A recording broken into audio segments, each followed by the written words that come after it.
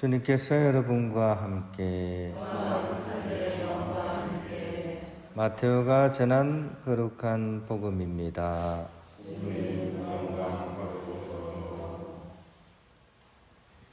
그때 예수님께서 이렇게 말씀하셨다. 아버지, 하늘과 땅의 주님, 지혜롭다는 자들과 슬기롭다는 자들에게는 이것을 감추시고 철부지들에게는 드러내 보이시니 아버지께 감사드립니다. 그렇습니다, 아버지. 아버지의 선하신 뜻이 이렇게 이루어졌습니다. 나의 아버지께서는 모든 것을 나에게 넘겨주셨다. 그래서 아버지 외에는 아무도 아들을 알지 못한다. 또 아들 외에는, 그리고 그가 아버지를 드러내 보여주려는 사람 외에는 아무도 아버지를 알지 못한다. 고생하며 무거운 짐을 진 너희는 모두 나에게 오너라. 내가 너희에게 안식을 주겠다. 나는 마음이 온유하고 겸손하니 내 멍에를 메고 나에게 배우라. 그러면 너희가 안식을 얻을 것이다. 정녕 내 멍에는 편하고 내 짐은 가볍다. 주님의 말씀입니다.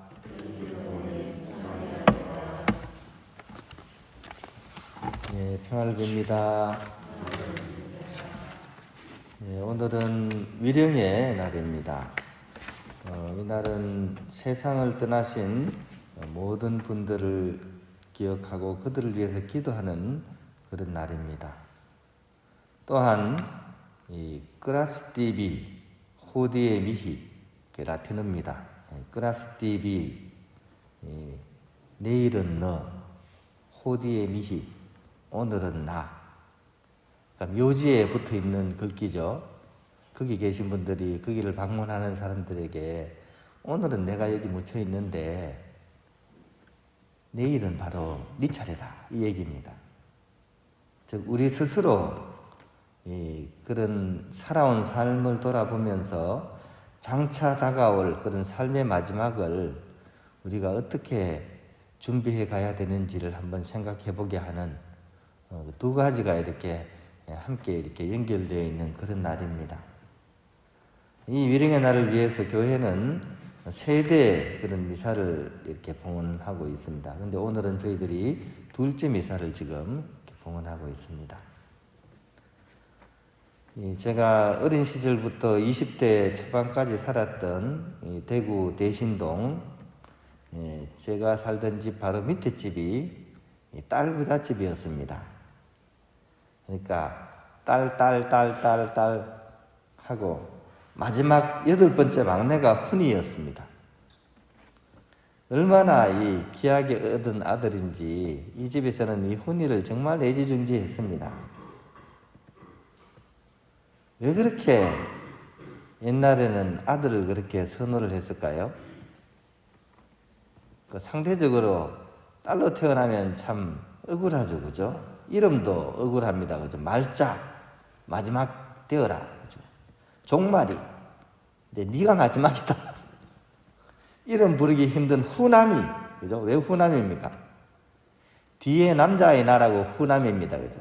이름까지도, 그죠? 동생을 위해서 양보하게 만든 끝순이, 그죠? 마찬가지죠.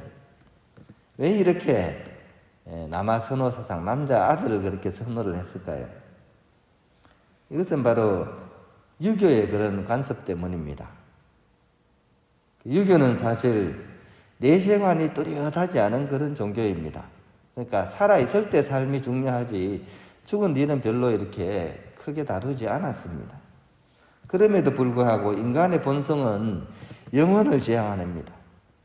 영원한 삶을 지향하는 것이 인간의 본성입니다. 누구든지 살아있는 생명을 계속 살고 싶은 그런 욕망이 인간의 마음 안에는 가장 강렬하게 들어가 있습니다. 그러다 보니까 당연히 유교에서도 이 생명을 이어가고 싶은 그런 것을 이렇게 갈망했던 거죠. 본성상. 그래서 유교는 그것을 핏줄을 통해서 이어가기를 원했습니다. 즉 핏줄을 통해서 영혼을 이어가는 거죠. 그게 뭡니까? 그게 바로 자식을 통해서, 특히 아들을 통해 가지고 제사를 지내게 함으로써 그것으로서 자신의 영원성을 이어가고자 하는 확인을 하고자 했던 겁니다. 즉 아들이 조상의 위패를 모시고는 제사를 드리게 되는데, 이 자리가 사실은 과거와 현재와 미래가 이어지는 그 사실을 확인하는 자리입니다. 돌아가신 조상님들, 제사 드리는 나, 그 다음에 이어질 후손들, 이것을 확인하는 자리로, 이걸 통해서 영원한 삶을 이어가는 그것을 확인하고자 했던 것이죠. 그러다 보니까 제사 지낼 아들이 필요하니까 딸은 이제 아무리 귀해도 이게 현실적인 어떤 소용가치가 좀 떨어지는 거죠.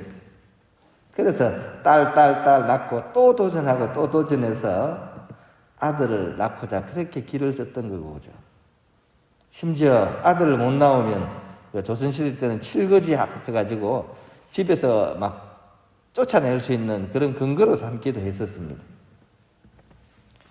그런 점에서 천주교는 이런 문제로 고민을 하지는 않습니다. 즉 영원한 생명을 믿고 있기 때문입니다.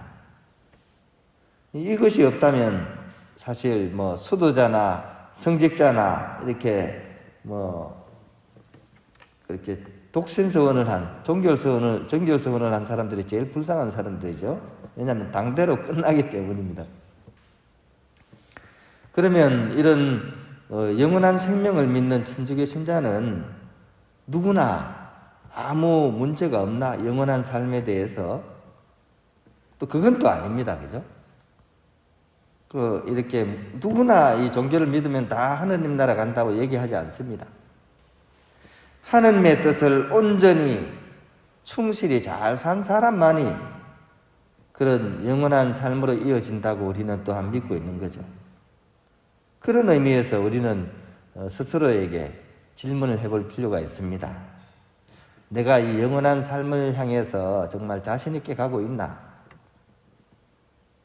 새는 새인데 무슨 새입니까? 글쎄요입니다. 그죠? 그래서 영원한 삶 아니면 또 영멸이죠. 그죠? 영원한 멸망. 이 두 가지 기로에서 우리는 어디를 선택할 수도 없습니다. 그죠?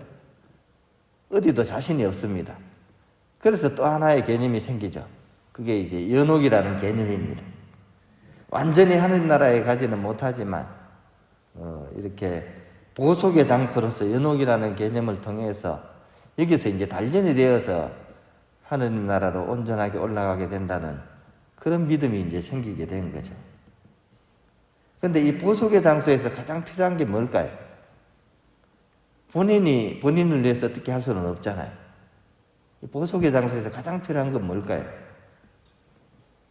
그건 한마디로 자신을 위해서 기도해 줄 사람이 가장 필요한 거죠. 그러면 다시 질문을 이렇게 드려야 될 것 같습니다. 여러분을 위해서 정성을 다해서 기도해 줄 사람이 있습니까? 이거는 좀 더 진지하게 생각해 봐야 되겠죠. 그죠? 나를 위해서 정말 온 정성을 다해서 기도해 줄 사람이 있는가? 그렇다라고 대답할 수 있으면 그분은 굉장히 행복하신 분입니다. 그렇지 못한 사람은 어떻게 해야 될까요? 그래서 오늘 위생의 날을 통해서 우리가 다시 한번 다짐하자는 거죠. 지금도 늦지 않았다는 겁니다.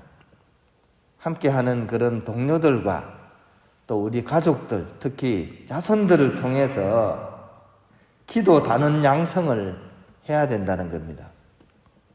어떻게 양성을 합니까? 어떻게 하면 나를 위해 기도해 줄 사람을 만들겠습니까? 내가 그들을 위해서 기도의 모범을 보여주는 겁니다.